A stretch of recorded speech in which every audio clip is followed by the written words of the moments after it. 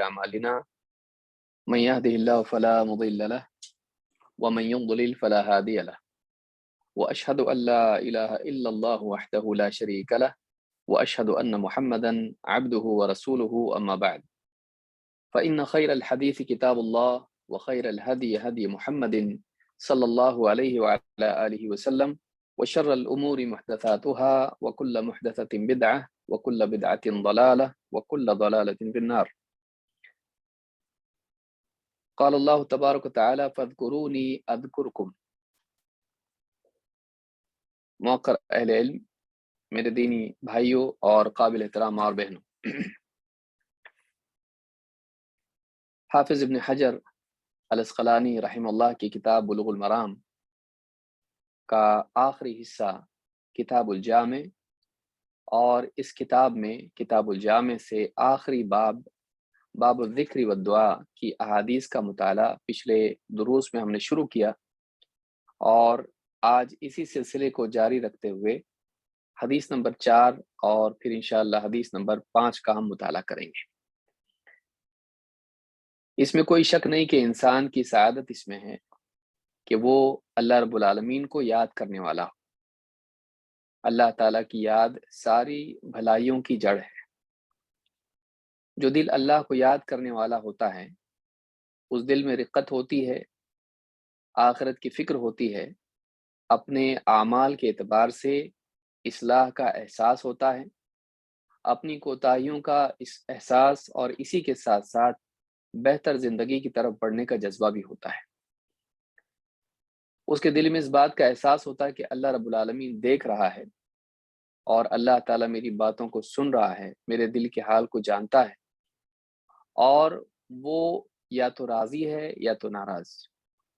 لہٰذا مجھے ایسا کوئی کام نہیں کرنا چاہیے جس سے وہ ناراض ہو، اور اگر ہو گیا ہے تو اس سے معافی مانگنی چاہیے، اور ایسا کام کرنا چاہیے جس سے اللہ تعالیٰ راضی ہو اور اس کے بدلے مجھ کو بہتر جزا دے اور دنیا اور آخرت میں میرے لیے اچھی زندگی میسر کرے۔ اللہ کو یاد کرنا یہ ساری چیزیں ایک دل میں پیدا کرتا ہے۔ مختلف لمحات میں مختلف کیفیات دل پر آتی ہیں، اور یہی وہ کیفیات ہیں جو واقعی ایک انسان کو اچھا انسان بناتی ہے، ورنہ ایک انسان مشین کی طرح ہو جاتا ہے جب اس کا دل پتھر ہو جاتا ہے۔ اور دلوں کا پتھر ہونا، دلوں کا سخت ہونا اللہ سے غفلت اور پھر اس کے بعد معصیت کی وجہ سے ہوتا ہے۔ لیکن گناہ سے پہلے ایک انسان اللہ کو بھولنے والا ہوتا ہے، اپنی ذمہ داری کو بھولنے والا ہوتا ہے۔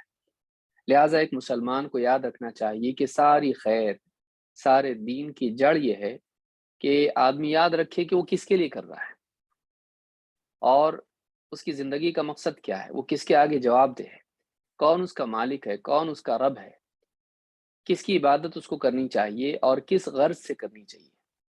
یہ چیز اگر انسان کو یاد رہے تو عقیدہ اور فقہ اور اسی طرح سے جتنے بھی اخلاق و اعمال ہیں وہ سارے صحیح طور پر انجام پاتے ہیں، ورنہ یہ اعمال مشینی اعمال بن کر رہ جاتے ہیں۔ ایک آدمی عمل کرتا رہتا ہے لیکن بس ایک روٹین کی طرح ہوتا ہے، بلکہ بعض اوقات اس سے آگے بگاڑ بڑھ کے وہ اعمال لوگوں کے لیے کرنے لگتا ہے، دنیا کے مفاد کے لیے کرنے لگتا ہے۔ لہٰذا اللہ کو یاد رکھنا اپنے اعمال میں اخلاص پیدا کرنے کے لیے شرط ہے، ضروری ہے۔ اس کے بغیر کیسے اخلاص پیدا ہوگا؟ جب اللہ ہی یاد نہیں تو اللہ کے لیے عمل کا احساس کہاں رہے گا؟ تو ایک مسلمان کے لیے ضروری ہے کہ وہ اللہ کو یاد کرنے والا ہو۔ آئیے دیکھتے ہیں اس تعلق سے کیا احادیث ہمارے سامنے آتی ہیں، اور ایک ایک کر کے مختلف اذکار، ان کی فضیلت اور ان کے معنی کو ہم سمجھنے کی کوشش کریں گے۔ اسی طرح سے فقہی اعتبار سے کیا احکام ان کے ہیں یہ بھی ہم دیکھیں گے۔ آج جس حدیث کا ہم مطالعہ کر رہے ہیں وہ ذکر کی مجالس سے متعلق ہے۔ پچھلی حدیث میں ہم نے دیکھا تھا کہ ذکر کرنے کی کیا فضیلت ہے۔ اس حدیث میں یا آج کی حدیث میں ہم دیکھیں گے کہ ذکر نہ کرنا، مجالس میں جمع ہونا لیکن اللہ کو بھول کر اپنے اوقات کو ضائع کرنا، غفلت میں گزارنا، اس کی کیا وعید ہے۔ ابن حجر رحمہ اللہ فرماتے ہیں وعنہ قال قال رسول اللہ صلی اللہ علیہ وسلم ما قعد قوم مقعدا لم يذكروا الله ولم يصلوا على النبي صلى الله عليه وسلم إلا كان عليهم حسرة يوم القيامة أخرجه الترمذي وقال حسن، یعنی حدیث حسن۔ ابو ہریرہ رضی اللہ تعالیٰ عنہ سے ہی روایت ہے، وعنہ انہی سے، یعنی پچھلے جو صحابی ہیں ابو ہریرہ انہی سے روایت ہے۔ کہتے ہیں کہ اللہ کے رسول صلی اللہ علیہ وسلم نے ارشاد فرمایا، ما قعد قوم مقعدا، جب بھی کچھ لوگ کسی مجلس میں بیٹھتے ہیں، ولم يذكروا اللہ، لیکن اس مجلس میں اللہ کو یاد نہیں کرتے ہیں، ولم يصلوا علی النبی صلی اللہ علیہ وسلم، اور اللہ کے نبی صلی اللہ علیہ وسلم پر صلات بھی نہیں بھیجتے ہیں، آپ پر درود نہیں پڑھتے ہیں، الا کان علیہم حسرۃ یوم القیامہ، تو وہ مجلس ان لوگوں کے لیے قیامت کے دن حسرت کا باعث بنے گی، حسرت کا سبب بنے گی۔ انہیں حسرت ہوگی، کاش کہ ہم ایسا نہیں کرتے، اور کاش کہ ہم ایسی غفلت میں نہ گزارتے، مجلس میں اللہ کو یاد کرتے، رسول صلی اللہ علیہ وسلم پر درود پڑھتے، تو یہ چیز ان کے لیے حسرت کا، افسوس کا اور کھوئے ہوئے احساس کا باعث بنے گی۔ امام الترمذی نے اس کو روایت کیا ہے اور کہا کہ حدیث حسن درجے کی ہے۔ صحیح جامع صغیر میں شیخ الالبانی نے حدیث نمبر 5607 پر کہا ہے کہ یہ حدیث صحیح ہے۔ ابن حجر نے اس حدیث کو بالمعنی روایت کیا ہے۔ ترمذی میں الفاظ اس طرح سے ہیں، ما جلس قوم مجلسا لم يذكروا الله فيه ولم يصلوا على نبيهم إلا كان عليهم ترة فإن شاء عذبهم وإن شاء غفر لهم۔ امام ترمذی نے اس کو روایت کیا ہے، حدیث نمبر 3380، اور حدیث صحیح ہے۔ اس حدیث میں الفاظ مختلف ہیں اور زیادہ بھی ہیں۔ کیا الفاظ ہیں؟ ما جلس قوم مجلسا، جب بھی کچھ لوگ، قوم کا جو لفظ آتا ہے عربی زبان میں، ضروری نہیں کہ کوئی خاص قوم اس سے مراد، سید، شیخ، پٹھان یا اس طرح کی کوئی قوم ہو یا کوئی علاقے والی قوم ہو، قوم سے مراد کچھ لوگ اس سے مراد ہوتے ہیں، چاہے وہ دو ہی کیوں نہ ہو، بلکہ بعض نے تو ایک بھی کہا ہے، تو قوم سے مراد کچھ لوگ۔ ما جلس قوم مجلسا، جب بھی کچھ لوگ کسی مجلس میں بیٹھتے ہیں، لم یذکر اللہ فیہ، اور اس مجلس میں اللہ کو یاد نہیں کرتے، ولم یصلوا علی نبیہم، اور اپنے نبی پر درود نہیں پڑھتے، الا کان علیہم ترۃ، وہ مجلس ان کے لیے ترۃ ہوگی۔ ترہ کا معنی ہم آگے دیکھیں کیا ہے۔ فإن شاء عذبهم وإن شاء غفر لهم، اب اللہ کو اختیار ہے کہ چاہے تو انہیں عذاب دے یا پھر ان کی مغفرت کرتے ہیں۔ اس حدیث سے ذکر نہ کرنے کی برائی معلوم ہوتی ہے کہ ذکر نہ کرنا کسی مجلس میں بیٹھ کر اور اللہ کے نبی صلی اللہ علیہ وسلم پر درود نہ بھیجنا، یہ کتنا برا ہے۔ ایسی مجلس قیامت کے دن حسرت کا سبب بنے گی، افسوس کا سبب بنے گی کہ میں نے کیوں اتنا وقت ضائع کر دیا۔ ترہ کے معنی میں، ترتن کے معنی میں ابن اثیر رحمہ اللہ فرماتے ہیں اپنی کتاب النہایہ فی غریب الحدیث والاثر میں، الترۃ النقص وقیل التبعۃ، کہتے ہیں کہ ترہ کے معنی عربی زبان میں نقص کے ہوتے ہیں، ناقص، کمی، ڈیفیشنسی، ڈیفیکٹ کے، اور اسی طرح سے تبعہ کے معنی میں بھی آتا ہے کہ کسی برائی کے بدلے میں اس کے نتیجے میں برا انجام جو ہوتا ہے اس کو ترہ کہتے ہیں۔ تو یہ مجلس برا انجام بن کے قیامت کے دن ان کے سامنے آئے گی، یا یہ مجلس ان لوگوں کے لیے ثواب اور نیکی میں کمی کا ذریعہ بن جائے گی، ان کی نیکیاں گھٹ جائیں گی، ان کا ثواب محروم رہیں گے، یا ہو سکتا ہے اللہ تعالیٰ ان کی نیکیوں کو کم کر دے۔ تو یہ جو ہے نقص کا سبب بنے گی ان کی دینداری میں، قیامت کے دن ان کی اس غفلت کی بنا پر اللہ ان کو سزا دے، یہ بھی ممکن ہے۔ تو یہاں پر آگے جو بات آ رہی ہے، انشاء عذبہم و انشاء غفر لہم، اگر اللہ چاہے تو انہیں عذاب دے، چاہے تو ان کی مغفرت کرے، اس میں اس بات کا اشارہ ہے کہ یہ چیز قیامت کے دن ان کے لیے عذاب کا ذریعہ بھی بن سکتی ہے۔ تو یہ چیز ان کے لیے کیا ہوگی؟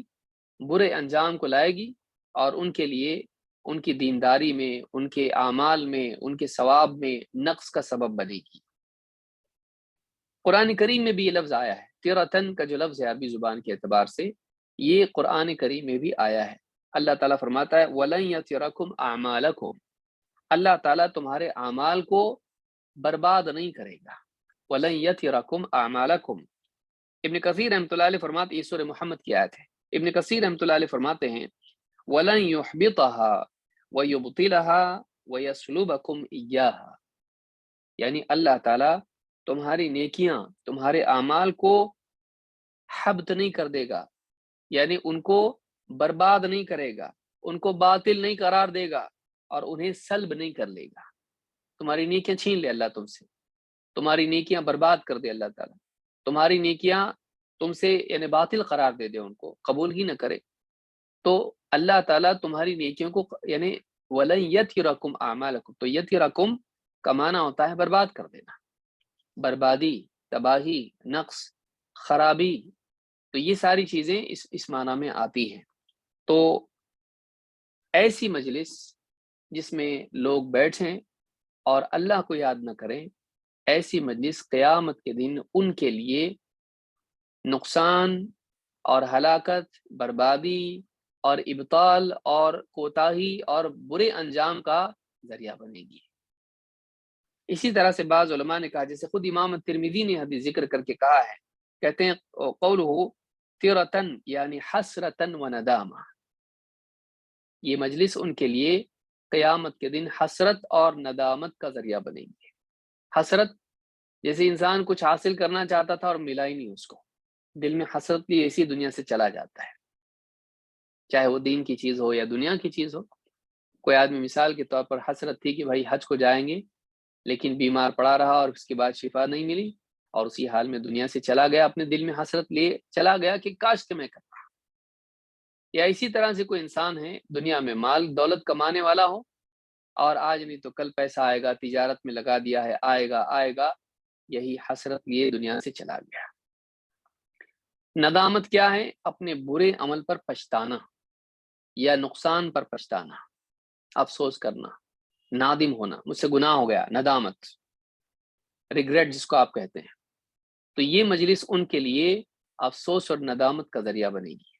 امام ترمذی نے اس کو ذکر کیا ہے، کہتے ہیں کہ وقال بعض اہل المعرفة بالعربیة الترة هو الثأر، کہتے ہیں کہ بعض عربی کے ماہرین کا یہ بھی کہنا ہے کہ الترہ کے معنی الثأر کے ہیں، انتقام اور بدلہ. اللہ کو بھلا کے اس مجلس میں لوگ بیٹھے رہے، اللہ کو یاد نہیں کیا، اپنے خالق، اپنے مالک، اپنے محسن کو یاد نہیں کیا، اللہ تعالیٰ ان سے اس کا انتقام لے گا.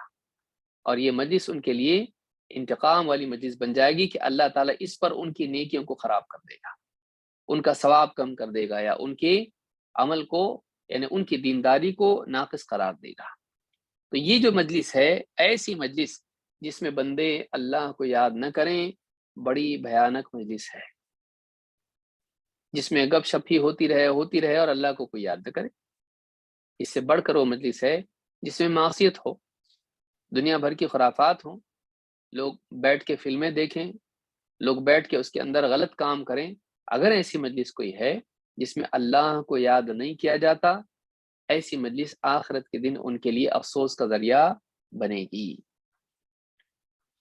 خصوصاً ایسی مجالس جن میں طوالت ہو، کافی دیر تک لوگ بیٹھے رہے، بھئی تھوڑی سی دیر کے لیے آئے، ملے، چلے گئے. ہو سکتا ہے چلو اللہ کو یاد نہیں کیا اس لیے کہ جلدی سے مل کے کوئی بات کر کے فوراً نکلنا تھا، لیکن بیٹھے رہیں کافی دیر ہوا، اور اتنی دیر دنیا کی باتیں تم کر سکتے تھے، اللہ کی بات نہیں کر سکے. ایسے کیسے مسلمان ہو؟ اگر زیادہ دیر تک مجلس میں بیٹھتے ہیں اور پھر بھی اللہ کو یاد نہیں کرتے ہیں، یہ اور بھی زیادہ برا ہے. اللہ کے نبی صلی اللہ علیہ وسلم فرماتے ہیں ایما قوم جلسوا، جو بھی لوگ بیٹھیں، کسی مجلس میں بیٹھیں، فاطالوا الجلوس، اور ان کی بیٹھک لمبی ہو جائے، فاطالوا الجلوس ثم تفرقوا قبل ان يذكروا الله تعالى او يصلوا على نبيه، پھر وہ متفرق ہوں، نکل جائے وہاں سے جو ہے مجلس ختم ہو کر بکھر جائیں، اس سے پہلے کہ وہ اللہ کو یاد کریں یا رسول صلی اللہ علیہ وسلم پر درود پڑھیں. پوری مجلس میں نہیں پڑھیں، اللہ کا ذکر آتا یا رسول کا ذکر آتا، آپ پر درود پڑھتے، اس سے پہلے ہی وہ مجلس ختم ہو گئی اور بہت لمبی مجلس تھی، بہت وقت گیا اس میں، گھنٹے بیٹھے رہے لیکن ذرا بھی اللہ کو یاد نہیں کیا، ذرا بھی نبی پر درود نہیں پڑا، تو اللہ کے نبی صلی اللہ علیہ وسلم فرماتے ہیں کانت علیہم تیرۃ من اللہ، ایسی مجلس ان پر اللہ کی طرف سے وبال بن کر آئے گی، ان شاء عذبہم و ان شاء غفر لہم، اللہ چاہے ان کی مغفرت کرے، اللہ چاہے ان کو عذاب دے یا پھر چاہے تو مغفرت کرے۔ یہاں مقدم کس کو رکھا؟ عذاب کو۔ اللہ چاہے تو عذاب دے اور چاہے تو مغفرت کرے، مقدم عذاب کو رکھنا بتا رہا ہے کہ زیادہ مستحق عذاب کے ہیں، اور پھر اللہ کی مشیت ہے، اللہ چاہے تو معاف کر دے، لیکن اصل حقدار کس چیز کے ہیں؟ عذاب کے ہیں، اس لیے عذاب کو مقدم رکھا گیا۔ اس حدیث کو امام حاکم نے روایت کیا ہے اپنی مستدرک میں، اور صحیح الجامع صغیر حدیث نمبر 2738 پر شیخ الالبانی کہتے ہیں کہ حدیث صحیح ہے۔ علامہ صنعانی رحمہ اللہ اپنی کتاب التنویر شرح الجامع صغیر میں کہتے ہیں، انہی کی کتاب دوسری سبل السلام بھی ہے جو بلوغ المرام کی شرح ہے، اور بھی کتابیں ان کی ہیں مصطلح الحدیث وغیرہ میں، اور بھی کتابیں ان کی ہیں، اور عقیدے پر بھی کتابیں ہیں۔ علامہ صنعانی رحمہ اللہ فرماتے ہیں، یہ یمن کے تھے، تو کہتے ہیں کہ وفیہ الحث علی ذکر اللہ تعالی بالمجالس العامہ فإنها مظنة الغفلہ، کہتے ہیں اس حدیث میں اور اس جیسی جتنی احادیث آئی ہیں ان میں اس بات کی ترغیب ہے کہ بندہ اللہ کا ذکر کرے مجالس عامہ میں، عمومی مجالس جس میں سارے لوگ کئی علاقوں سے لوگ آ کے جمع ہو جاتے ہیں، خاندان والے، دوست احباب کی مجلسیں یا جو بھی مجلسیں ہوتی ہیں، جو عمومی مجالس ہوتی ہیں، کچھ خصوصی نہیں بلکہ عمومی مجالس ہوتی ہیں، زیادہ لوگ اس میں ہوتے ہیں، تو کہتے ہیں کہ ان مجالس میں بھی اللہ کو یاد کرنے کی ترغیب اس حدیث میں ہے۔ کیوں؟ فَإِنَّهَا مَظِنَّةُ الْغَفْلَةِ، اس لیے کہ یہ مجالس غفلت کے مقامات ہیں، اس میں غالب غفلت ہوتی ہے، اس میں غالب کیا ہوتا ہے؟ لوگ غفلت میں ہوتے ہیں۔ آپ دیکھیے ولیموں کی مجالس، اسی طرح سے اور بھی دوسری مجالس جہاں لوگ جمع ہو جاتے ہیں، کون اللہ کو یاد کرتا ہے؟ کتنے لوگ ہیں جو اللہ کا ذکر کرتے ہیں؟ تو جو لوگ دینی مجالس کی بجائے دنیوی مجالس میں اپنے اوقات کو برباد کرتے ہیں، ایسے لوگ جو ہیں یہ آخرت میں پچھتائیں گے، یہ آخرت میں پچھتائیں گے۔ اس حدیث سے کیا ثابت ہوتا ہے؟ علامہ صنعانی رحمہ اللہ اپنی کتاب سبل السلام میں فرماتے ہیں والحدیث دلیل علی وجوب الذکر، یہ حدیث اس بات کی دلیل ہے کہ اللہ کا ذکر واجب ہے، یہ اللہ کے ذکر کے وجوب پر دلالت کرتی ہے۔ والصلاة علی النبی صلی اللہ علیہ وسلم فی المجلس، اور مجلس میں اللہ کے نبی صلی اللہ علیہ وسلم پر درود بھیجنا یہ واجب ہے، اس حدیث سے معلوم ہوتا ہے۔ اللہ کا ذکر اور نبی صلی اللہ علیہ وسلم پر درود، یہ چیز اس سے ثابت ہوتی ہے، یعنی کہ یہ واجب ہے، لازم ہے، اوبلیگیٹری ہے۔ سیما مع تفسیر الترۃ بالنار او العذاب وقد فسرت بہما، خصوصاً جب کہ اس حدیث کی تفسیر میں جو جہنم کی تفسیر ہے وہ ترتن کی تفسیر جہنم سے بھی کی گئی ہے، جیسا کہ بعض علماء نے ایسی تفسیر کی کہ اس سے مراد کیا ہے؟ جہنم کا عذاب ہے، چاہے تو دنیا میں ہو یا آخرت میں ہو، یا بعض روایت میں آخرت کی قید اس میں قیامت کے دن، تو وہ عذاب کے حقدار بنیں گے کون؟ جو ان مجالس میں اللہ کو یاد نہیں کرتے ہیں۔ فإن التعذیب لا يكون الا لترک واجب او فعل محظور، کہتے اس لیے کہ عذاب ایسی ہی چیز پر ہوتا ہے جو واجب ہو اور اس کو چھوڑا جائے، یا ایسی چیز پر جو برائی ہو اور اس کا ارتکاب کیا جائے۔ یعنی اللہ کا عذاب کب آتا ہے؟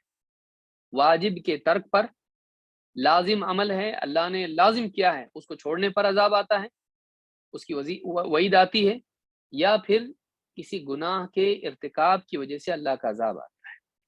تو اللہ کا ذکر اور نبی پر درود واجب ہے، اس حدیث سے معلوم ہوتا ہے مجلس میں، اگر نہیں ہوتا تو عذاب کی دھمکی نہیں ہوتی، چھوٹی موٹی چیز کے اوپر اللہ کے عذاب، کسی مستحب عمل پر عذاب کی دھمکی نہیں آتی ہے، واجب پر ہی عذاب کی وعید سنائی جاتی ہے۔ اور کہتے ہیں کہ وَظَاهِرُهُ أَنَّ الْوَاجِبَ هُوَ الذِّكْرُ وَالصَّلَاةُ عَلَيْهِ صلی اللہ علیہ وسلم معاً، اور حدیث کا ظاہر یہ ہے کہ اللہ کا ذکر اور نبی صلی اللہ علیہ وسلم پر درود دونوں بھی ساتھ میں ہونے چاہیے، یعنی इस मजलिस में सिर्फ जिक्र किया अल्लाह का काफ़ी नहीं होगा, बल्कि साथ में नबी पर दरूद भी पढ़ना पड़ेगा। यानी ऐसी मजलिस जिसमें अल्लाह का जिक्र और नबी पर दरूद ना हो, दो बातें बताई, तो दोनों चीज़ें वाजिब हैं। सिर्फ दरूद भी नहीं चलेगा और सिर्फ अल्लाह की याद भी नहीं चलेगी, बल्कि अल्लाह की याद के साथ साथ दरूद भी पढ़ना ज़रूरी है। सुबुल सलाम में उन्होंने ये बात कही है। दोनों को अलग करने से यही बात मालूम होती है। इसीलिए अपनी किताब अत-तनवीर शरह अल-जाम सगीर में कहते हैं, ज़ाहिरुहु अन्नहु ला बुद्दा मिनल अमरैन। हदीस का ज़ाहिर ये है कि दो चीज़ों का एहतमाम ज़रूरी है, अज़्ज़िक्रु वस्सलाह, अल्लाह का ज़िक्र और नबी सल्लल्लाहु अलैहि वसल्लम पर दरूद। इल्ला काना अलैहिम हसरतन, वरना वो मजलिस उनके लिए हसरत बनेगी, अफसोस का सबब बनेगी। व इन काना सलात अलैहि सल्लल्लाहु अलैहि वसल्लम व इन काना सलातु अलैहि सल्लल्लाहु अलैहि वसल्लम तश्तमिलु अला ज़िक्रिल्लाह। अगरचे अल्लाह के नबी सल्लल्लाहु अलैहि वसल्लम पर दरूद जब आदमी पढ़े, अल्लाह का जिक्र तो आ ही जाता है, तो खाली जिक्र दरूद का जिक्र नहीं आया, अल्लाह का जिक्र भी आया। तो नबी पर दरूद में अल्लाह का जिक्र तो आता ही है ना, अल्लाहुम्मा सल्ली अला मुहम्मद, अल्लाह का नाम तो आया ही। लेकिन कहते कि नहीं, कोई ये ना कहे कि दरूद में अल्लाह का जिक्र भी तो आ जाता है, नहीं, वो अलग से बताया गया और जिक्र अलग से बताया गया। तो जब दोनों को अल्लाह के नबी ने जिक्र किया है, तो दोनों अलग अलग भी करना पड़ेगा। अल्लाह का जिक्र भी हो, नबी पर दरूद भी हो। दोनों चीजें अगर जमा नहीं की गई, तो ये मजलिस लोगों के लिए आखिरत में अजाब और हसरत का जरिया बनेगी। और जाहिर बात है कि जब हम मजालिस में अल्लाह की यानी बात करेंगे, कुरान और सुन्नत की बात करेंगे, तो जाहिर बात है उस पे अल्लाह का जिक्र तो आया ही आया, और जब हदीस बयान करेंगे तो नबी सल्लल्लाहु अलैहि वसल्लम पर दरूद भी आएगा। तो यानी यहाँ पर ऐसी मजालिस जिनमें अल्लाह और उसके रसूल की बात ही नहीं आती है, यहाँ वहाँ की फजूलियात और खुराफात आती हैं, जाहिर बात है कि ऐसी मजलिस क़यामत के दिन हसरत और अफसोस और नदामत और नुकसान का जरिया बनेगी। बल्कि बाज़ रिवायत से मालूम होता है कि जन्नत में जाके भी इस पर हसरत होगी। जन्नत में जाने के बाद भी अगरचे आदमी खुश होगा, जैसे आदमी दुनिया में फ़ायदा उसको होता है, कहता थोड़ा-सा और कर लेता ज़्यादा मिल जाता, तो गमगीन नहीं होता है। लेकिन उसे एहसास होता है कि काश काश के यानी मैं और ज़्यादा करता।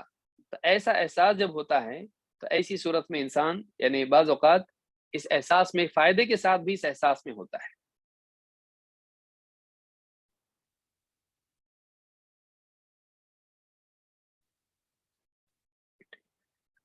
तो इस हदीस से ये बात मालूम होती है कि जन्नत में जाकर भी इस बात का एहसास होगा कि काश हमारी वो मजलिस ज़िक्र से खाली नहीं होती। अल्लाह के नबी सल्लल्लाहु अलैहि वसल्लम की हदीस को देख लें, जो इससे बात ये मालूम होती है।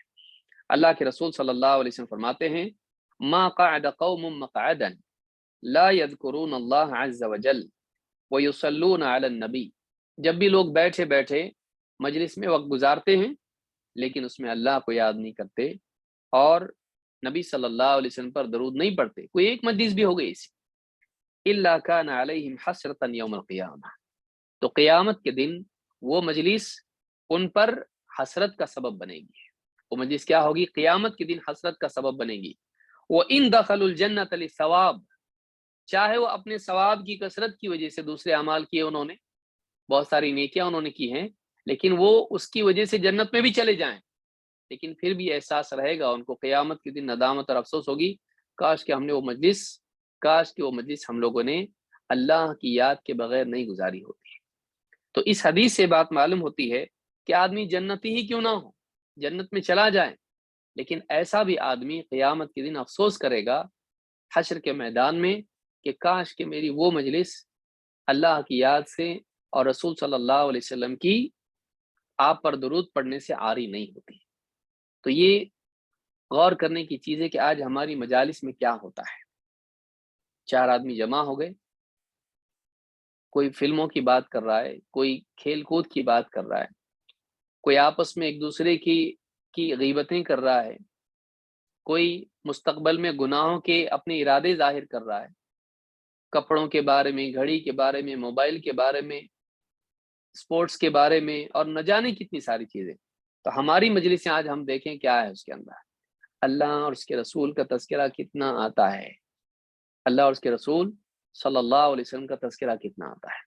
تو یہ بہت ہی افسوس کی چیز ہے کہ ہم نے اپنی مجالس کو دنیا داری والی، غفلت والی، گناہوں والی بنا لیا، لہٰذا اس کے اثرات ہمارے قلوب پر ہیں، اور معاشرے کے اندر سے احساس ختم ہوتا جا رہا ہے۔ بھائی ایک آدمی اگر گناہ گار ہے، تنہائی میں گناہ کر رہا ہے، اس کا اثر اس کی ذات پر پڑتا ہے، لیکن لوگوں کے مجمع میں اگر بے حیائی ہو، گناہ کی باتیں ہوں، برائیاں ہوں، اور کوئی ٹوکنے والا نہ ہو اور سب اس میں شریک ہو جائیں، تو ایسی مجالس کا نقصان صرف ایک فرد کو نہیں ہوتا ہے، اس کے مرتکب کو نہیں ہوتا ہے، ان سب کو ہوتا ہے جو اس مجلس میں ہوتے ہیں، اور ان کے دلوں کے اوپر یعنی ایک قسم کے گناہوں کا زنگ لگ جاتا ہے۔ برائی کو دیکھ کر اس پر خاموش رہنا بھی دل کو نقصان پہنچاتا ہے۔ لہٰذا مجالس کے بارے میں ہم لوگ حساس ہو جائیں کہ ہماری مجلسیں گناہ والی نہ ہوں، غفلت والی نہ ہوں، بلکہ اللہ کو یاد کرنے والی ہوں۔ اپنے آپ وہ مجلس ریکٹیفائی ہو جاتی ہے۔ اللہ کا ذکر جب آئے گا، اللہ کا تذکرہ آئے گا، رسول کی بات جب آئے گی، رسول پر درود آئے گا، اپنے آپ مجلس صحیح ہو جائے گی۔ تو فرماتے ہیں کہ ما قعد قوم مقعدا لا يذكرون اللہ عز وجل ويصلون علی النبی، جب بھی کچھ لوگ بیٹھے وقت گزارتے ہیں اس حال میں کہ نہ اللہ کو یاد کرتے ہیں، نہ نبی صلی اللہ علیہ وسلم پر درود پڑھتے ہیں، الا كان علیہم حسرۃ یوم القیامہ، تو قیامت کا دن جب آئے گا تو یہ مجلس ان کے لیے حسرت کا سبب بنے گی۔ پھر چاہے اللہ تعالیٰ ان کی مغفرت کر کے ان کو جنت میں ڈال دے، جنت میں جائیں گے، لیکن اس حسرت کے ساتھ جائیں گے کہ ہم نے فلاں مجلس میں اللہ کو یاد نہیں کیا تھا۔ تو وہ احساس جو ہے قیامت کے دن ضرور ان کو ہوگا۔ امام احمد، ابن حبان اور حاکم نے اس کو روایت کیا ہے، اور صحیح ترغیب میں حدیث نمبر 1513 پر شیخ الالبانی کہتے ہیں کہ حدیث صحیح ہے۔ بلکہ دنیا میں بھی اس کی مثال بہت بدترین اللہ کے نبی صلی اللہ علیہ وسلم کی ہے۔ یہ حرام لذت ہے، ایسی مجالس جس میں اللہ کا ذکر اور رسول پر صلاۃ درود نہ ہو، وہ مجلس چاہے کتنی ہی لذیذ اور موج مستی والی کیوں نہ ہو، کتنا ہی اس میں دل بہلانے کے سامان کیوں نہ ہو، کتنا ہی انٹرٹینمنٹ اس میں کتنا کیوں نہ ہو، کتنا ہی ریفریش کیوں نہ ہو جائے آدمی اس میں، اگر اللہ اور اس کے رسول کی بات اس میں نہیں ہے، اگر اللہ کا ذکر اور رسول پر درود نہیں ہے اس میں، تو ایسی مجلس ایسی ہے جیسے وہ مردار کی دعوت پر سے اٹھے ہیں۔ اللہ کے نبی صلی اللہ علیہ وسلم فرماتے ہیں ما من قوم یقومون من مجلس لا یذکرون اللہ فیہ، جو لوگ ایسی مجلس سے اٹھتے ہیں جس میں اللہ کا ذکر نہ ہو، اللہ کی یاد نہ ہو، اللہ کا تذکرہ نہ ہو، تو فرماتے ہیں الا قاموا عن مثل جیفۃ حمار وکان لهم حسرہ، اس میں اور زیادہ آپ نے بتایا کہ وہ ایسے لوگ ہیں گویا کہ وہ مرے ہوئے گدھے کی دعوت پر سے اٹھے۔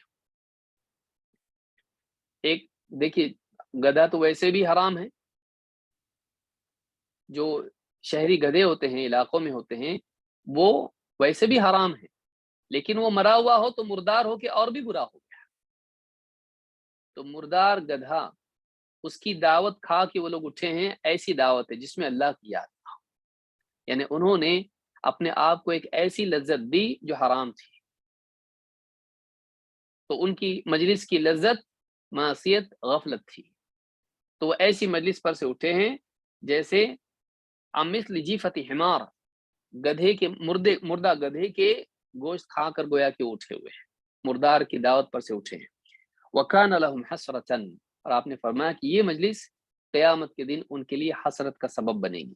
اسی لیے دیکھیے جو حسرت کا لفظ ہے، بعض علماء نے ترتن کی تفسیر میں حسرت کا ذکر کیا کہ قیامت کے دن ان کے لیے یہ مجلس حسرت کا سبب بنے گی، جیسا کہ اس سے پہلے بھی حدیث ہم نے دیکھی۔ تو اس سے معلوم ہوتا ہے کہ قیامت کے دن افسوس کرے گا آدمی، لیکن اس دن کا افسوس کام کیا آئے گا؟ وقت گزر جانے کے بعد آدمی افسوس کرتا رہے، دنیا میں آدمی اس کا امتحان کا وقت نکل گیا اور پھر سوچتا ہے کہ کاش پڑھائی کرتا میں، اب تو فیل ہونا ہی ہونا ہے تیرا، اب کہاں ہے کا پاس ہوگا، تو نے پڑھائی کیا نہیں اور پرچہ صحیح دیا نہیں تو فیل ہی ہونے والا ہے۔ اب سوچتا ہے کاش کہ میں پڑھائی کرتا، کاش کہ میں پرچہ صحیح لکھتا، یہ جواب نہیں چھوڑتا، اتنے مارکس مل جاتے، اب فائدہ نہیں ہے، وقت گزر گیا، قیامت کے دن وہی ہوگا، وقت گزر گیا، وہ جو ساری مجالس تھیں کتنا وقت ضائع کیا، اس میں اللہ کو یاد نہیں کیا، نبی پر درود نہیں پڑھا، تو وہ ایسا ہے جیسے مردار گدھے کے گوشت کی دعوت پر سے اٹھے ہوں۔ اس حدیث کو امام ابو داود اور حاکم نے روایت کیا ہے، صحیح الترغیب حدیث نمبر 1514، حدیث صحیح ہے۔ آپ دیکھتے جائیں کتنی ساری احادیث اس تعلق سے آئی ہیں اور کتنی سخت بات اس میں بیان کی جا رہی ہے۔ بلکہ یہ چیز مجلس کے ساتھ خاص نہیں ہے جس میں مجمع ہو، بلکہ یہ چیز تنہائی کے تعلق سے بھی ہے کہ کوئی انسان تنہائی میں کوئی جگہ کسی جگہ وقت گزارے اور اس میں اللہ کو یاد نہ کرے، تو یہ مجلس بھی اس کے لیے حسرت کا سبب بنے گی۔ اللہ کے نبی صلی اللہ علیہ وسلم فرماتے ہیں من اضطجع مضطجعا، کہ جو شخص کسی کروٹ پر اپنی لیٹے رہے، لم یذکر اللہ فیہ، اللہ کو اس کروٹ پر اس نے یاد نہیں کیا، لیٹا اور لیٹے لیٹے موبائل فون میں لگا رہا، یوٹیوب، فیس بک، انسٹاگرام، اسنیپ چیٹ اور نہ جانے کتنی خرافات، ٹک ٹاک، اس میں لگا رہا، اور اس مجلس میں اس اپنے لیٹنے میں اس کروٹ پر اس نے اللہ کو یاد نہیں کیا، اس نے اللہ کو یاد نہیں کیا، کان علیہ تیرۃ یوم القیامہ، اس کا وہ لیٹنا قیامت کے دن اس کے لیے حسرت و ندامت، وہ نقصان و وبال کا سبب بنے گا۔ ومن قعد مقعدا لم یذکر اللہ فیہ، اور جو آدمی بیٹھا اور اس بیٹھک میں اس نے اللہ کو یاد نہیں کیا، کان علیہ تیرۃ یوم القیامہ، یہ بیٹھنا بھی اس کے لیے قیامت کے دن حسرت و ندامت کا سبب بنے گا۔ تو چاہے لیٹنا ہو یا پھر بیٹھنا ہو، یہ بیٹھنا اور لیٹنا دونوں اس کے لیے افسوس کا سبب بنے گا قیامت کے دن۔ کاش میں اللہ کو یاد کر لیتا اس بیٹھک میں اللہ کو یاد کر لیتا ہے۔ امام ابو داؤد نے اس کو روایت کیا ہے، صحیح جامع صغیر حدیث نمبر 6043، اور حدیث حسن درجے کی ہے۔ اسی طرح سے آدمی راستہ چلتا ہے، یہاں سے وہاں جاتا ہے، شاپنگ کے لیے جا رہا ہے یا کسی اور کام سے جا رہا ہے، جاب پہ جا رہا ہے، کتنے لوگ ہیں آپ دیکھیے بسز میں جاتے ہیں اور آدھا گھنٹہ ان کو لگتا ہے کمپنی پہنچنے تک، کیا کرتے ہیں، ہیڈ فون لگائیں گے، ایئر پلگز لگائیں گے، کوئی گانا، غزل، ڈسکو یا کوئی سینٹیمنٹل قوالی، اس طرح کی چیز کچھ لگا دیں گے اور بس اس کو سنتے رہیں گے، گانے سنتے ہیں، بولے مجھ کو سکون ملتا ہے، مینٹل پیس ملتا ہے، میرے کو سائیکیٹرسٹ نے کہا ہے کہ اس کو سنو۔ اللہ المستعان، کہ کوئی ایسی میوزک سنو جو بالکل کیا ہو، ٹھنڈی ٹھنڈی ہو، ایک دم پیس آف مائنڈ تم کو ملے گا۔ الا بذکر اللہ تطمئن القلوب، تو قرآن سنتا، تو یہ جو مجلس ہے، یہ مجلس جس میں اللہ کو یاد نہ کرے اور چلتے میں بھی آدمی اللہ کو یاد نہ کرے، یہ بھی اس کے لیے چلنا افسوس کا سبب بنے گا۔ اللہ کے نبی صلی اللہ علیہ وسلم فرماتے ہیں ما جلس قوم مجلسا فلم يذكروا الله الا كان عليهم ترہ، جب بھی کچھ لوگ کسی مجلس میں بیٹھے اور اللہ کو یاد نہ کریں، قیامت کے دن یہ ان لوگوں کے لیے کیا ہوگا، حسرت کا سبب بنے گا، نقصان و ندامت اور وبال کا سبب بنے گا۔ وما من رجل مشى طريقا فلم يذكر الله الا كان عليه ترة، کوئی شخص کسی راستے پر چلا اور اس چلنے میں اس نے اللہ کو یاد نہیں کیا، قیامت کے دن وہ چلنا بھی اس کے لیے حسرت کا سبب بنے گا۔ وما من رجل اوى الى فراشه فلم يذكر الله، کوئی بھی شخص اپنے بستر پر گیا اور اس نے اللہ کو یاد نہیں کیا، الا كان عليه ترة، یہ اس کا لیٹنا بھی اس کے لیے قیامت کے دن حسرت و ندامت کا سبب بنے گا۔ امام احمد اور ابن حبان نے اس کو روایت کیا ہے، اور ابن حبان میں حدیث نمبر 853 پر شیخ الالبانی نے کہا کہ حدیث صحیح ہے۔ تو التعلیقات الحسان میں بھی شیخ البانی نے اس کو ذکر کیا ہے، اور الصحیحہ میں بھی اس کو ذکر کیا ہے۔ تو اس حدیث سے بات معلوم ہوتی ہے کہ انسان کا چلنا کھڑے ہوئے اور انسان کا کسی مجلس میں ہونا، بیٹھنا یا کھڑے ہو کر جمع ہونا، یا اسی طرح سے انسان کا لیٹنا اور اس میں اللہ کو یاد نہیں کرنا، یہ قیامت کے دن حسرت و ندامت کا سبب بنے گا۔ اللہ کے نیک بندے کون ہیں، عقل مند بندے کون ہیں، جو کھڑے بیٹھے لیٹے اپنی کروٹوں پر اللہ کو یاد کرتے ہیں۔ اللہ تعالیٰ نے کیا فرمایا، عقل مند لوگ کون ہیں، الذین یذکرون اللہ قیاما وقعودا وعلی جنوبہم، وہ بندے جو اللہ کو یاد کرتے ہیں کھڑے بیٹھے اور اپنی کروٹوں پر، کھڑے ہوئے ہیں کسی کام میں، قطار میں کھڑے ہوئے ہیں، ہاں ابھی نمبر آنے والا ہے، کیا کرتے ہیں لوگ، موبائل فون، ڈاکٹر کے پاس ویٹ کر رہے ہیں، کسی کیو میں کھڑے ہوئے ہیں بس آنے کے لیے یا ٹرین کے لیے یا کسی بھی کام، بیٹھے ہوئے ہیں کہیں انتظار میں کسی کے آنے والا ہے کوئی، فوراً جیب سے موبائل نکالا اس میں لگ گئے، اور خرافات انٹرٹینمنٹ، لیٹے ہوئے بھی ہیں، دن بھر کا کام کر کے خواتین ہیں لیٹی رات میں، چلو یہی تو وقت ملتا ہے مبارک موبائل فون استعمال کرنے کے لیے، وہ بھی لیٹے لیٹے موبائل فون چل رہا ہے، پھر دائیں بائیں بچے بھی ہیں وہ بھی اس میں جھانک رہے ہیں، اماں کیا دیکھ رہی ہیں، سوچیے ابو کیا دیکھ رہے ہیں، یہ بھی دیکھ رہا ہے وہ بھی دیکھ رہے ہیں، ہاں کامیڈی شو دیکھ رہے ہیں اس کے اوپر۔ تو یہ سوچنے کی چیز ہے کہ ہماری جو مجالس ہیں، ہمارا اٹھنا بیٹھنا، ہمارا لیٹنا، ہمارا مجالس میں جانا، کہیں جانا، یہ جو ہمارے لمحات ہیں ان میں ہم کیا کرتے ہیں، ان میں ہم کیا کرتے ہیں، کتنا اللہ کو یاد کرتے ہیں، کتنا اللہ کو یاد کرتے ہیں، ہمارے اوقات کا اللہ رب العالمین کے ذکر سے عاری ہونا ہم پر قیامت کے دن بہت بھاری ہوگا، ہمارے لیے قیامت کے دن مصیبت کا ذریعہ بن سکتا ہے، اللہ ہم سب کی حفاظت فرمائے۔ تو اس حدیث سے بات معلوم ہوئی کہ چلتے پھرتے بھی اللہ کو یاد کرنا چاہیے، اس میں بھی انسان کی پکڑ ہو سکتی ہے اگر وہ اللہ کو بھولے۔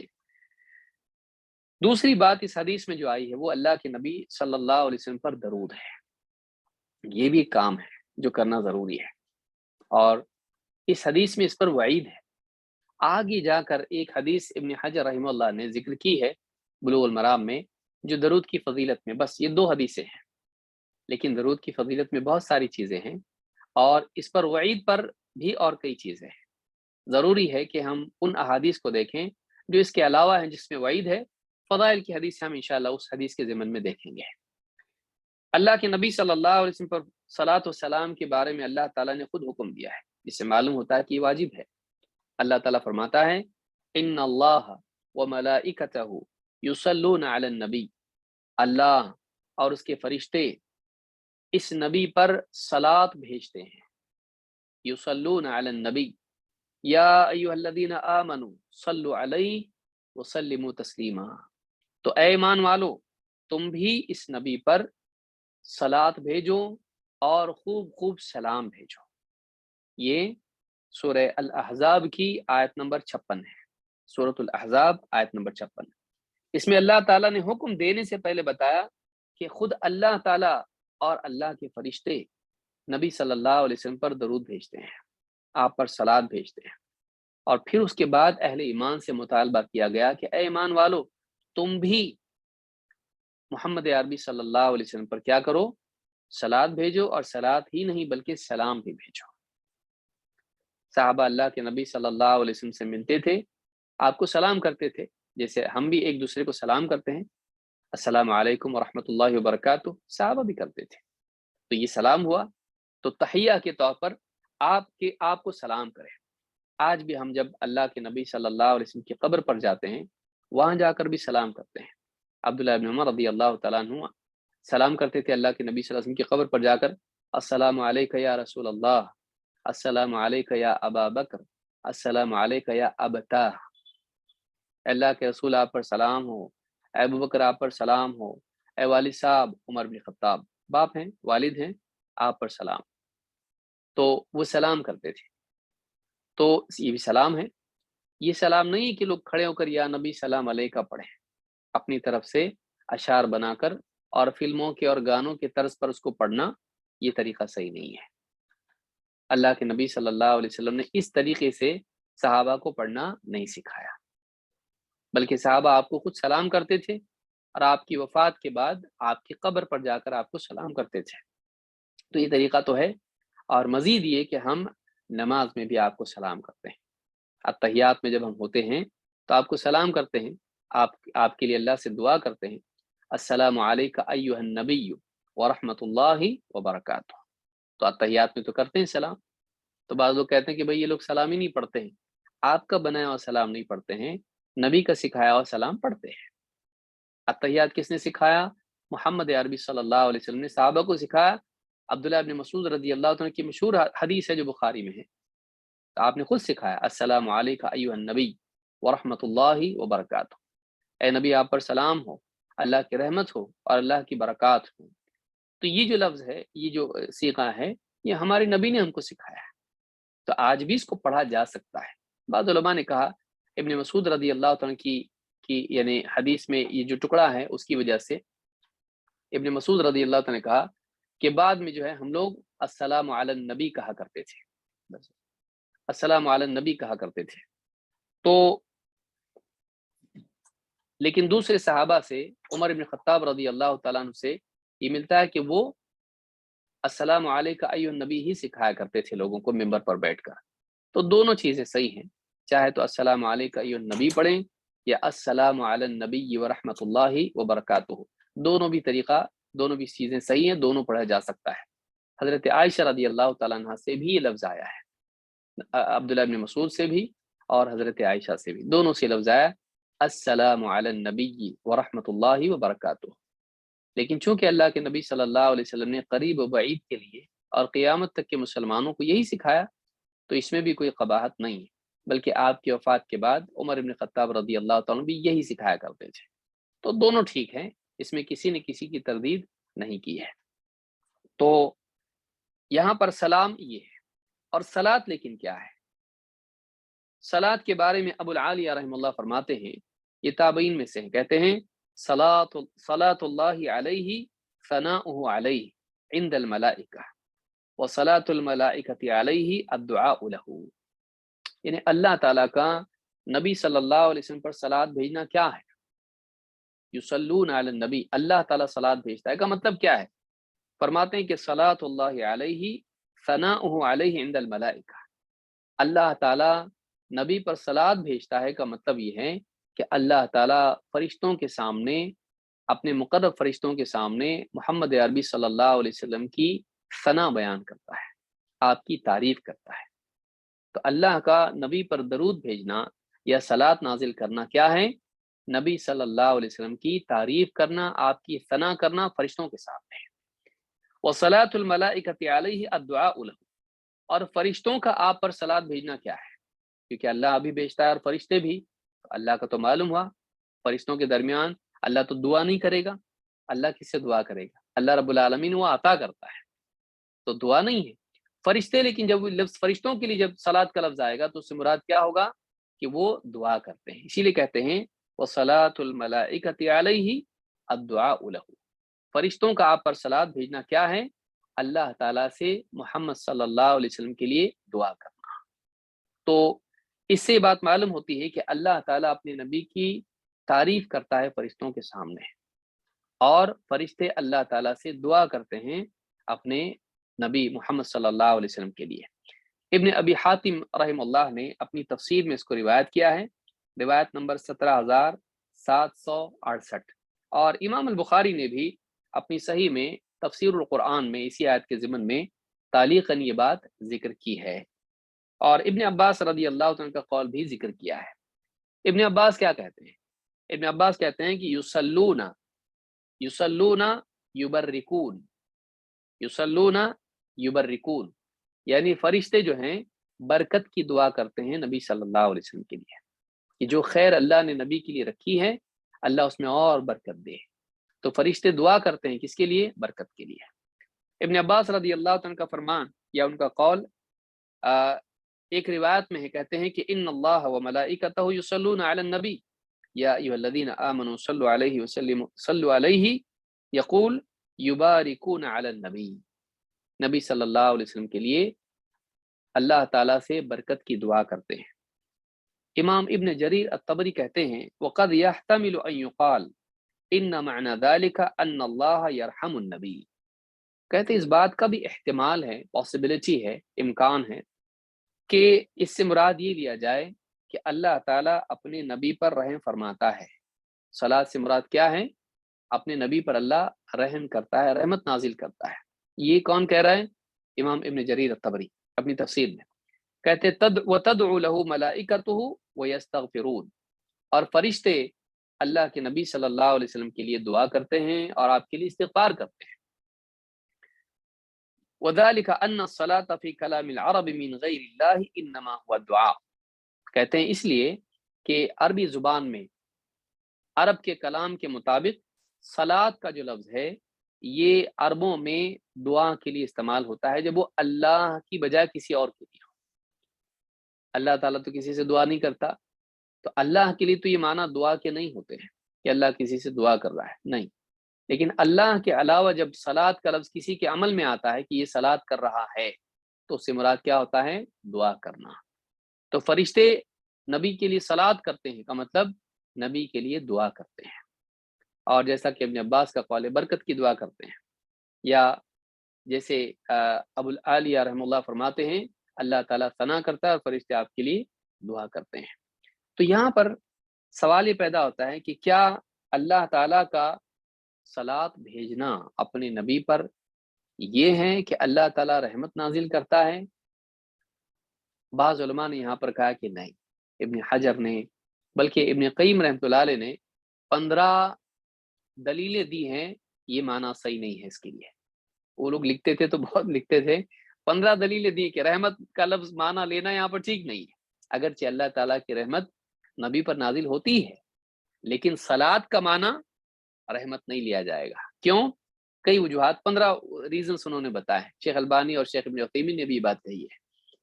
قرآن کریم میں اللہ تعالیٰ فرماتا ہے، اس کی کیا دلیل ہے کہ صلات الگ ہے اور رحمت الگ ہے؟ اللہ تعالیٰ فرماتا ہے وَلَنَبْلُوَنَّكُمْ بِشَيْءٍ مِنَ الْخَوْفِ وَالْجُوعِ وَنَقْصٍ مِنَ الْأَمْوَالِ وَالْأَنفُسِ وَالثَّمَرَاتِ وَبَشِّرِ الصَّابِرِينَ، ہم ضرور تم کو آزمائیں گے خوف سے، اور اسی طرح سے بھوک سے، اور اموال میں اور جانوں میں اور ثمرات میں کمی کر کے، تو پھر تم خوشخبری سنا دو صبر کرنے والوں کو۔ تم کو آزمائیں گے ہم، کیسے؟ خوف اور بھوک کے ذریعے سے، اور تم کو آزمائیں گے کمی کر کے۔ کس میں کمی؟ مالوں میں، جانوں میں اور پھلوں میں، یعنی کوشش کے نتائج میں اور پھلوں میں بھی، کیونکہ وہ بھی کوشش کا نتیجہ ہے، کھیتی کا نتیجہ ہے۔ تو کیا کہا؟ وبشر الصابرین، تو صبر کرنے والوں کو خوشخبری سنائیے۔ کون ہے یہ لوگ؟ الذین اذا اصابتهم مصیبۃ قالوا انا للہ وانا الیہ راجعون، یہ وہ لوگ ہیں صبر کرنے والے کہ جب ان پر کوئی مصیبت آتی ہے تو کہتے ہیں کہ ہم تو اللہ ہی کے ہیں، ہم اللہ کی ملکیت ہیں، اور ہم کو پلٹ کے اللہ ہی کے پاس جانا ہے، ہم اللہ کے بندے ہیں، اللہ کے غلام ہیں، اللہ ہی کی چیز ہیں، ہم اللہ ہمارا مالک ہے، اور پلٹ کے ہم کو کس کے پاس جانا ہے؟ اللہ کے پاس۔ اللہ نے اب دیکھیے اس کے بعد ان کے لیے فضیلت کیا بیان کی، وعدہ کس چیز کا کہا، کس چیز کا کیا؟ کا اولئک علیہم صلوات من ربہم ورحمہ واولئک هم المہتدون، یہی وہ لوگ ہیں جن پر اللہ کی طرف سے، ان کے رب کی طرف سے صلوات ہے اور رحمت بھی، اور یہی لوگ ہیں جو ہدایت یافتہ ہیں۔ سورۃ البقرہ آیت نمبر 155 سے 57 تک۔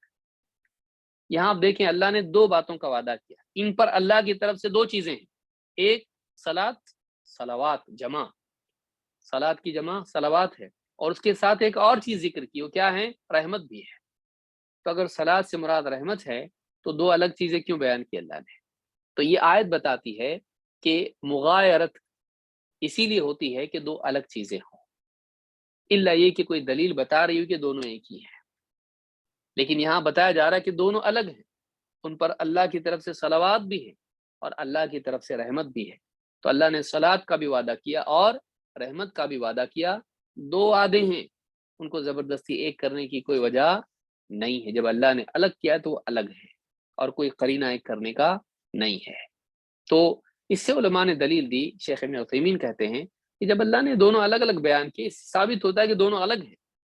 تو اللہ کا نبی پر صلات بھیجنا رحمت بھیجنا نہیں ہے، اگرچہ اللہ رحمت بھی بھیجتا ہے اپنے نبی پر، رحمت بھی نازل کرتا ہے، باقی بندوں پہ نازل ہوتے نبی پہ نہیں ہوگی، اپنے نبی پر اللہ عام بندوں سے زیادہ رحمت نازل کرتا ہے۔ لیکن اسی کے ساتھ یہ جو چیز ہے ایک زائد نعمت ہے، ایک زائد نعمت ہے کہ اسی کے ساتھ اللہ رحمت نازل کرنے کے ساتھ اللہ تعالیٰ اپنے نبی پر کیا کرتا ہے، اپنے نبی کی تعریف کرتا ہے فرشتوں کے سامنے، یہ زائد ہے۔ تو یہاں پر صلات کا معنی یہی معنی راجح ہے، یہی معنی راجح ہے۔ تو یہ آیت اس بات کی دلیل ہے کہ دونوں الگ ہیں۔ اس حدیث میں جو اوپر ہم نے دیکھا کہ یہ جو مجلس ہے جس میں اللہ کو یاد نہ کیا جائے اور نبی پر درود نہ پڑھا جائے، یہ افسوس کا سبب بنے گی۔ اس سے جیسے کہ امام الصنعانی نے ذکر کیا، معلوم ہوتا ہے کہ دونوں چیزیں واجب ہیں۔ واجب اگر نہیں ہوتی، لازم اگر نہیں ہوتی، تو اللہ کی طرف سے اس پر کوئی وعید نہیں ہوتی۔ تو درود کی وجوب کی یا اس کے اہتمام کی فضیلت کی اور کیا دلیل ہے، اور اس کے نہ کرنے والے کی مذمت کیا ہے، آئیے دیکھتے ہیں۔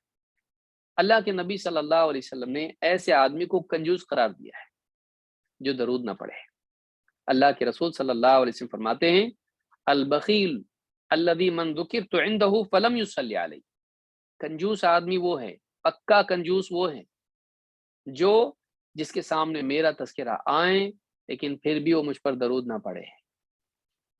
یعنی اللہ کے نبی کتنا یعنی انسان سخت ہے کہ ٹھیک ہے خود نہیں یاد کیا وہ بھی اپنی جگہ، لیکن آپ کا تذکرہ آیا مجلس میں، لیکن اس نے مجلس میں اللہ کے نبی پر درود نہیں پڑھا، نبی صلی اللہ علیہ وسلم پر درود اس نے نہیں پڑھا۔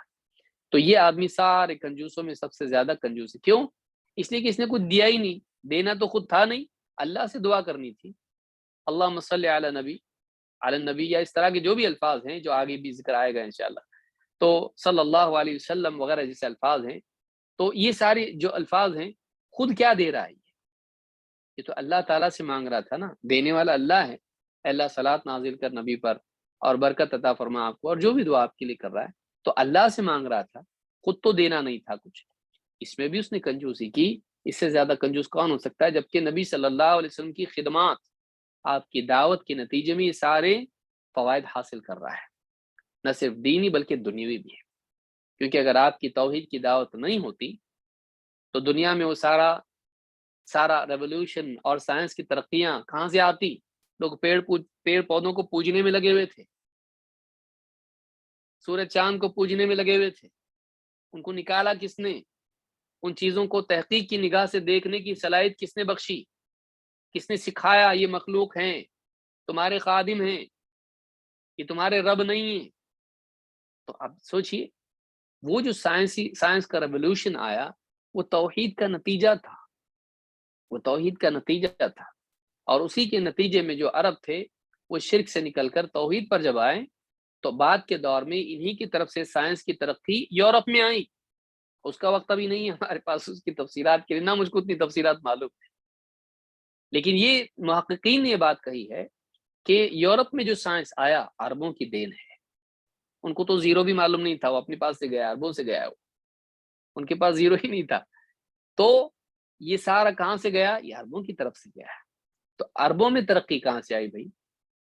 ان کے پاس جب شرک نکلا اور یعنی مخلوق پرستی ان کی نکلی، مخلوق کو اپنا رب بنانے کے بجائے انہوں نے سمجھا کہ خادم ہے، اللہ نے اس کو ہماری خدمت میں لگایا ہے۔ وَسَخَّرَ لَكُم مَّا فِي السَّمَاوَاتِ وَمَا فِي الْأَرْضِ وَسَخَّرَ لَكُم مَّا فِي السَّمَاوَاتِ وَالْأَرْضِ، آسمان و زمین میں جو بھی ہے تمہارے لیے اللہ نے مسخر کر دیا ہے۔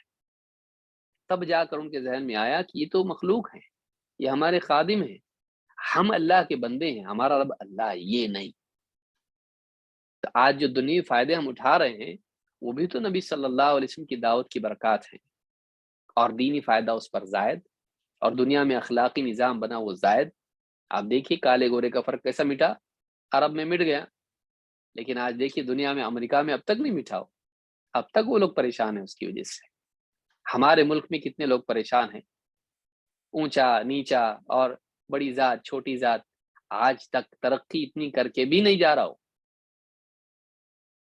لیکن عربوں میں آپ جائیے حرم میں دیکھیے، آزو بازو لوگ سب گورا کالا چینی اور نہ جانے الگ الگ صورتوں والے، الگ الگ رنگوں والے، الگ الگ لباس والے، کیسے بھی لوگ ہیں، سب ہیں وہاں پہ۔ اللہ کے نبی صلی اللہ علیہ وسلم نے اس کو ختم کر دیا، جاہلیت کی چیزوں کو ختم کر دیا۔ تو آج جو سماج میں امن و امان، سماج کے اندر فکری اعتبار سے آزادی اور جو بھی چیزیں ہیں، سائنس کی ترقیات اور ٹیکنالوجی کی ترقی، یہ کہیں نہ کہیں جا کے اسی دعوت سے جڑتا ہے جو نبی صلی اللہ علیہ وسلم لے کر آئے، ورنہ سب لوگ اندھیرے میں پڑے ہوئے تھے، گٹر میں پڑے ہوئے تھے۔ لوگوں نے لوگوں کو اپنا غلام بنا رکھا تھا، اپنے بندے بنا لیا تھا۔ شخصیت پرستی اپنے عروج اور انتہا پر تھی، عریانیت سے لے کر بے حیائی سے لے کر ظلم و زیادتی پوری چھائی ہوئی تھی۔ نبی صلی اللہ علیہ وسلم نے چینج لایا، آج جا کر ساری انسانیت کو اس کا فائدہ ہو رہا ہے۔ اتنا کنجوس تو کہ جب نام ہے آپ صلی اللہ علیہ وسلم کا درود نہیں پڑھ سکتا، تو کیا دے رہا تو اللہ کے نبی کو؟ اس کے بدلے میں دیا کیا تو نے؟ فائدہ تو حاصل کیا، اس کے بدلے میں دیا کیا؟ کم سے کم اللہ سے دعا بھی نہیں کر سکتا تو کہ اللہ تو ہماری اوقات تو ہے نہیں، ہم اس لائق تو ہے نہیں کہ کچھ دے نبی صلی اللہ علیہ وسلم کو، اللہ تو ہی اپنی طرف سے آپ پر صلوات نازل فرما، آپ کو برکتوں سے نواز، آپ پر رحمت نازل کر۔ تو اتنی بھی دعا نہیں کرتا نبی کے لیے، تو کتنا احسان فراموش ہے۔ ایسا آدمی کنجوس آدمی ہے کہ جو دعا بھی نہ دے سکے، جو اپنے نبی کے لیے دعا بھی نہ کر سکے۔ اس سے کنجوس کون ہو سکتا ہے؟ تو دینے والے سے التماس بھی نہ کرے، اس سے گزارش بھی نہ کرے اللہ تو دے، اس سے زیادہ کنجوس کون ہو سکتا ہے جو خود نہیں دے رہا ہے؟ تو کہا کہ البخیل الذی من ذکرت عنده فلم یصلی علیہ، کہ کنجوس وہ ہیں کہ اس کے سامنے میرا تذکرہ آئیں لیکن پھر بھی مجھ پر درود نہ پڑھے۔ اس حدیث کو امام احمد، ترمذی، نسائی، ابن حبان اور حاکم نے روایت کیا ہے، اور صحیح الجامع صغیر حدیث نمبر 2878 پر شیخ الالبانی کہتے ہیں کہ حدیث صحیح ہے۔ علامہ شوکانی رحم اللہ فرماتے ہیں اپنی کتاب تحفۃ الذاکرین میں، کہتے ہیں وفی الحدیث دلیل علی وجوب الصلاۃ علیہ صلی اللہ علیہ وسلم عند ذکرہ، کہتے اس حدیث میں دلیل ہے کہ جب بھی نبی صلی اللہ علیہ وسلم کا ذکر آئے آپ پر درود پڑھنا واجب ہے، کیونکہ نہیں پڑھا تو کنجوس ہے۔ تو آپ کا ذکر جس مجلس میں آئے اس میں آپ پر درود پڑھنا کیا ہے؟ واجب ہے، واجب ہے۔ بلکہ ایک حدیث میں اللہ کے نبی صلی اللہ علیہ وسلم نے فرمایا کہ من نسی الصلاۃ علیہ خطئ طریق الجنہ۔ امام ابن ماجہ نے اس کو روایت کیا ہے، صحیح الجامع صغیر حدیث نمبر 6568، حدیث صحیح ہے۔ کیا فرماتے ہیں؟ من نسی الصلاۃ علیہ خطئ طریق الجنہ، جو آدمی مجھ پر درود پڑھنے کو بھول جائے، یعنی بھلا دے، چھوڑ دے، نسی عربی زبان میں چھوڑنے کو بھی آتا ہے۔ من نسی، ایسے نہیں کہ بھول سے یاد نہیں رہا اس کو، اور اللہ تعالیٰ نے تو اس کی مغفرت کر دی ہے، ربنا لا تؤاخذنا ان نسینا او اخطأنا، اے ہمارے رب ہم سے اگر کوئی بھول ہو جائے، یعنی ہم بھول جائیں یا ہم خطا کر جائیں تو اس پر ہمارا مواخذہ مت کر، ہمیں پکڑ مت، ہمیں سزا مت دے۔ اللہ نے اس کو قبول کر لیا ہے۔ تو نسیان جو ہے، حدیث میں بھی آیا ہے کہ میری امت سے نسیان اٹھا لیا گیا، یعنی اس کی سزا نہیں ملے گی، بھولنے کی غلطی کی سزا نہیں ملے گی۔ یہاں بھولنا وہ نہیں ہے کہ غلطی سے بھول گیا، یاد ہی نہیں رہا، وہ تو نماز نہ پڑھے آدمی تب بھی گناہ گار نہیں ہوگا اگر بھول جائے تو۔ من نام عن صلاۃ او نسیھا فلیصلیھا اذا ذکرھا، جو آدمی نماز پڑھنے سے بھول جائے یا سویا رہ جائے تو وہ فوراً اس وقت ادا کر لے جب اسے یاد آئے، تو یہ تو گناہ گار نہیں ہوتا ہے۔ لیس لھا کفارۃ الا ذلک، اس کے سوا کوئی کفارہ نہیں ہے اس کے پاس۔ لیکن یہاں مراد یہ ہے کہ من نسی الصلاۃ علیہ، کہ جو آدمی چھوڑ دے مجھ پر درود پڑھنا، تو آپ نے فرمایا خطئ طریق الجنہ، وہ آدمی جنت کے طریقے سے بھٹک گیا، وہ آدمی جنت کے راستے سے بھٹک گیا۔ کون؟ جس نے مجھ پر درود پڑھنا چھوڑ دیا، تو معلوم ہوا کہ جنت سے محرومی کا سبب ہے۔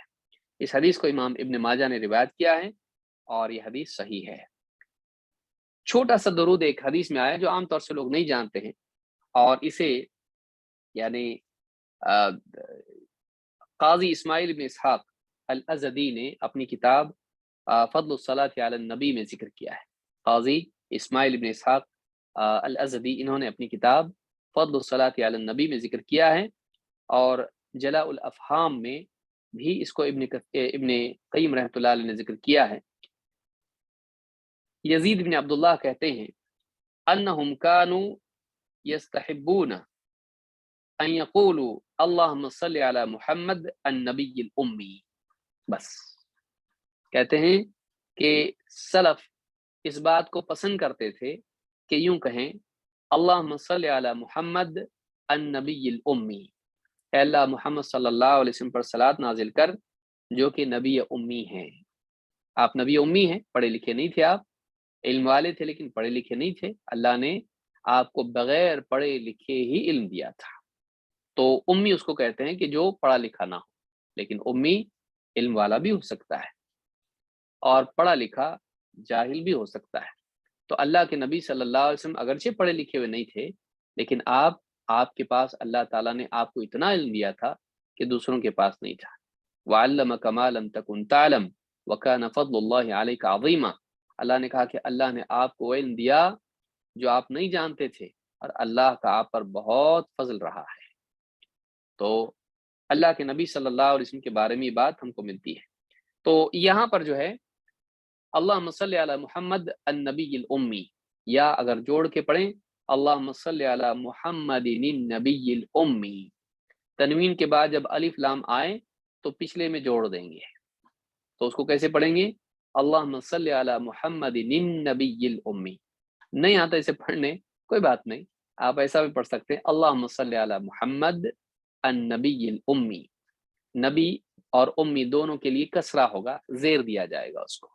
अल्लाह मुहम्मद सल्लल्लाहु अलैहि वसल्लम पर जो कि नबी उम्मी हैं, अल्लाह तू सलात नाजिल फरमा।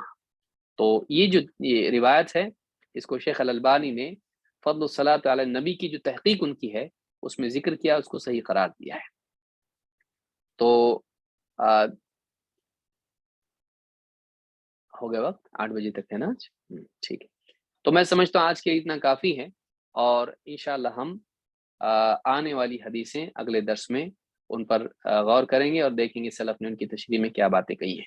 और बहुत प्यारी हदीसें, इसके बाद जो भी अज़कार हैं हम लोग ज़िक्र करते रहते हैं, जो करने वाले भी हैं, जो नहीं करते हो तो नहीं करते हैं, करने वालों का भी आम तौर से मामला ये होता है कि वो ज़ुबान तक ही महदूद रहते हैं, वाक़ई उनके मानी क्या है और उनकी अज़मत क्या है मालूम नहीं होती है।